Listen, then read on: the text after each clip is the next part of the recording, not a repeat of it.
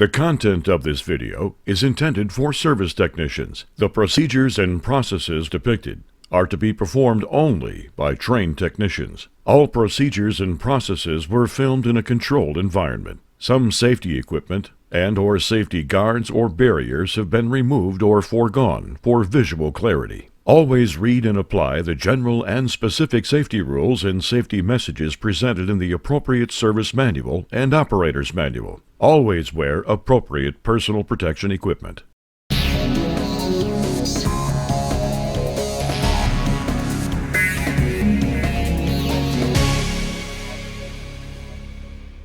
Hi, this is Russ with the Technical Training Group, and we're going to show you how to use the grain loss system on a flagship combine. So grain loss indicators are here across the Run 1 screen on the default layout, and this first funnel or cup is going to represent rotor loss, and there's a couple of rotor loss sensors on each side of the rotor cage. The middle funnel or cup here will be for the sieve loss, and then this far right-hand one will be for tailings, and we're going to be able to adjust the tailings volume here.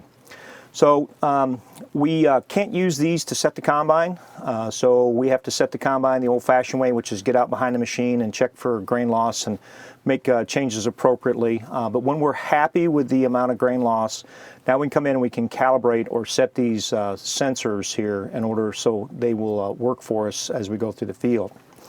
So what we want to do is while we're harvesting with a known amount of grain loss, we're going to touch the sensitivity pop-up window here, and I'm going to be able to increase or decrease the sensitivity either by using the arrow or touching the bar graph completely. Either way, doesn't matter.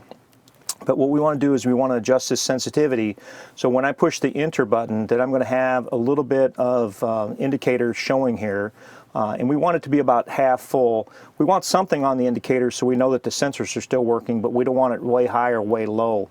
We do the same thing on the sieve loss as well. Just pop up the window here and adjust either the bar graph again or the arrows.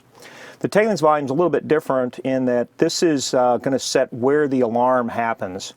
So the way it's set up right now is that the tailings volume sensor has to rotate to 100% of its travel before it's going to give us any indication that our tailings are high.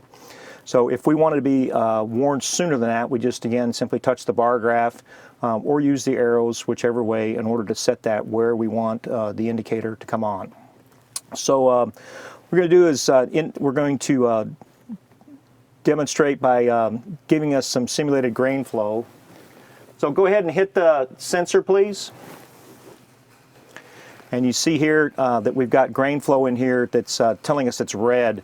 So that's way more than what we wanted. So if we were harvesting along, we'd simply set this up and we drop the sensitivity down until we see it in the green there. And as we're harvesting along, as this goes up and down, that tells us that the sensor's working.